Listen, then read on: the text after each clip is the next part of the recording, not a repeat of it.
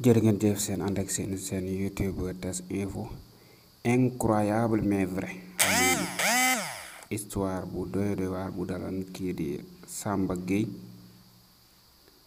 jamono yooyu mi ngi am lu toll ci 3 ans moomu dafa jóge woon ci am dem ci kee di papaam ci fële ca Joal foofee fa la fekk xeme mu daal di koy naan mooy acide caustique boobee moom la daal di naan bi mu ko naanee nag moo brûlé put geeg yooyu yëpp dugal ko ci beneen problème nag muy bu doy war gannaaw ba ci lan ko yóbbu hôpital jéem ci mais benn ONG ñoo ko mujjee jël ngir yóbbu ko Allemagne mais foofaat lam fa dund metti na lool mu di ay opération yu nga xam te ne doon nañ ko defal loolu koo ko wax mu weddi ko lu toll ci 77 opération ñu def ko ci yaramam bi moom waaw dem na ba yoo nga xam te ne même semaine bi mujj def ay opération yu bëri muy lu méttee métti ndax ma ngi ci nettali douleur bi nga xam te ne dund na ko ci na ko noonu traumatisme bi ak yu bëri yu doy waar yoo xam te ni expliqué na ko ci ñu ànd teewlu ko ci moom waxal ko boppam ci fi nga xam te ne invité nañ ko fële ca TFM ñu ànd diglu ko ci li nga xam te ne daal na koy leeral mu di histoire bu triste. L'accident a eu lieu, sa maman le plongeait dans des bassines d'eau salée pour essayer de résorber un tout petit peu mais sa douleur. Une très belle histoire. Alors Samba, raconte-nous, qu'est-ce qui t'est arrivé à l'âge de 3 ans et aujourd'hui tu as 15 ans. Raconte-nous ton histoire. À l'âge de 3 ans, je vivais encore chez ma mère. Oui. Et je suis partie chez mon père. À Joal. À Joal. Et c'est là que j'ai eu mon accident. Oui. Et c'est là que j'ai bu de l'acide caustique. Caustique, voilà. Appelé Khemé en Wolof. Appelé Khemé en Wolof. Oui. Et c'est ainsi que je suis tombée malade, que mon œsophage s'est brûlé. Oui. Et j'avais des problèmes d'alimentation. Oui. Et ma mère, elle n'a pas baissé les bras. Ma mère, même que ma famille, mes proches, mon village, oui. Ils n'ont pas baissé les bras, ils m'ont aidé. Et c'est comme ça, avec les aides, que j'ai rencontré Sèche Hospital. Oui. Et là, j'ai rencontré une femme qui s'appelle Cynthia Cloté. Oui. Avec elle et Sèche Hospital qui m'ont aidé. Et avec eux, j'ai pu aller en Berlin pour me faire opérer ces 77 opérations. Oui. Et à l'opération en Allemagne, j'ai connu des douleurs, j'ai connu de la tristesse, des peurs, parce que tout le monde a peur. Mais le fait d'aller à l'hôpital, de savoir que les gens ils m'aident, ça m'a déjà impressionné, ça m'a déjà fait du bien, parce que beaucoup de gens pensent que si tu pars à l'hôpital, c'est à cause de, comment dire, voilà. Mais pour moi, à l'hôpital, c'était comme une troisième famille. Absolument. Et je me suis sentie, c'est moi.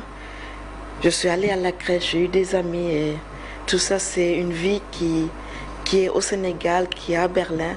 Et c'est une vie extraordinaire qui est venue par rapport de la maladie, qui est devenue un miracle. Absolument. Un miracle. Tout le monde a peur, tu as bien raison. Moi, quand j'ai une grippe, je pense que je vais mourir. C'est-à-dire comment tu es courageux. Donc l'accident s'est produit à Joal, où tu es resté sous perfusion 2 mois durant avant de retrouver Mariem, ta maman, à Nianiabou. Elle va te conduire dans plusieurs hôpitaux à Dakar. On te pose une sonde gastrique, mais après quelques semaines, la sonde s'est bouchée et tu es resté plusieurs mois sans manger.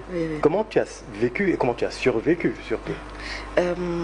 Exactement, je ne me rappelle pas, mais d'après les informations, ma mère me mettait dans un bassin où elle mettait de l'eau et du sel. C'est comme ça que mon corps prenait le sel et comme... Tu es arrivé à rester en vie grâce aux efforts de ta maman. Et c'est quand même extraordinaire. À l'hôpital en Allemagne, les médecins ont constaté la gravité de ton état. Ils ont décidé de t'opérer 3 fois par semaine durant 3 mois. C'était très difficile, ça. Oui, très très difficile.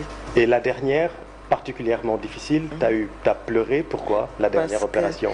La dernière opération, parce qu'on m'avait dit que c'était une opération très très difficile et très compliqué, et que ça pouvait même aller à la mort. Et quand j'avais 13 ans, il y avait toute la vie était belle. Absolument. Et voilà, je voulais pas mourir. Ah ben oui. Il y avait des temps. Même les gens qui ont plus de 13 ans ne veulent pas mourir, je te rassure. Voilà. Et c'était la cause pourquoi j'avais très peur de faire la dernière opération. Et j'avais des doutes et je voulais arrêter. Mais avec des explications grâce à Cynthia, j'ai dû encore changer d'idée. Et voilà, et faire la dernière opération. Cynthia.